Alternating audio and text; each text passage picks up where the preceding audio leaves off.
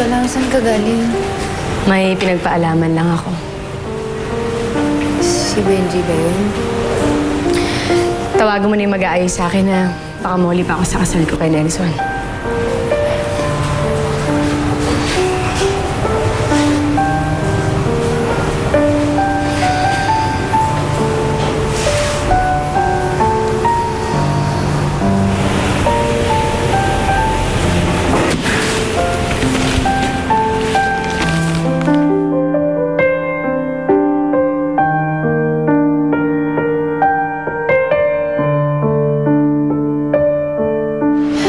Ikaw talaga, Benji. Pinakaba mo na naman kami ni Emmy. Akala ko tatakasan mo na naman kami. May responsibilidad po ako kay Emmy, Lola. Tama! At lagi mo ilagay sa kukote mo, ha? Na magkakaanak na kayo. Ay, naku! Ang pogi-pogi talaga ng apo ko. Ang swerte-swerte talaga ng Emmy na yan sa'yo. Ha? Eh, ang swerte rin naman po niya sa akin, Lola eh. Tama! O, paano? Lalakad na ba kayo? Ay, opo, Lola, kasi kailangan daw po namin maaga dun sa kasalang bayan eh. Go! Halika na, Benji. Halika na, Benji. Ate, pay! Yung polo ng kuya. Ito na. Alin, susuot mo na? Ako na po. Sige. Okay.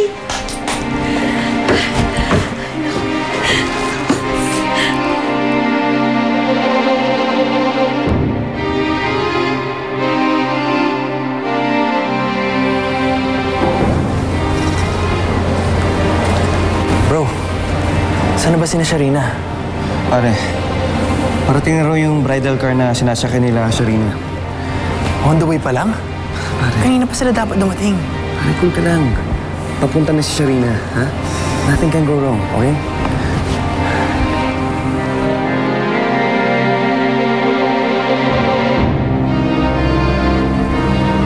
Manong, bakit ho traffic?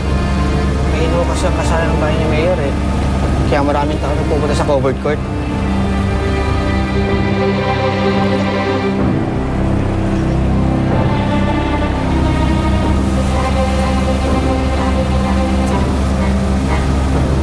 Pag dumating po si Mayor, magbigay po rin. Sige ha.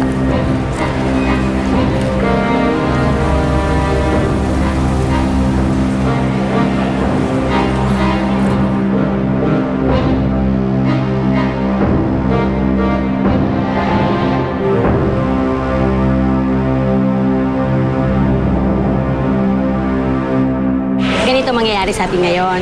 Bago magsalita si Mayor, syempre darating muna si Barangay Captain. Bibigyan niyo tayo ng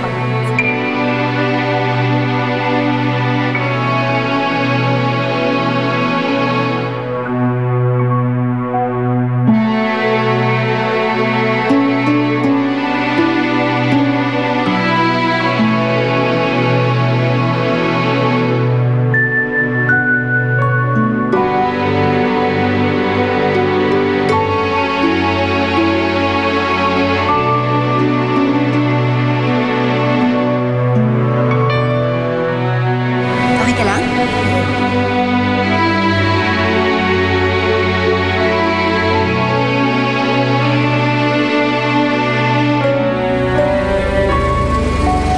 Ate Sharina, naghihintay na sila. Tara na. Ate, bakit? May problema ka ba? Naisip ko lang kung tama ba itong gagawin ko. Bakit, ate? May nangyari na ba sa inyo ni Benji? Wala. Oh, yun naman pala eh. Wala naman pala. Bakit nagdadalawang isip ka? Inisip ko kasi, Monica, kung sakaling oo kay Father, ibig sabihin nun wala nang atrasan.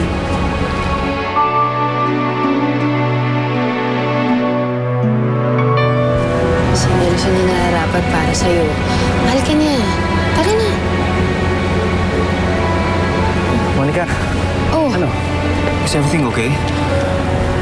Sharina, medyo nagkakaroon na kasi ng ingay sa loob ng simbahan eh. They're wondering kung tuloy pa yung kasal. Ate Sharina, ano? Tuloy pa ba?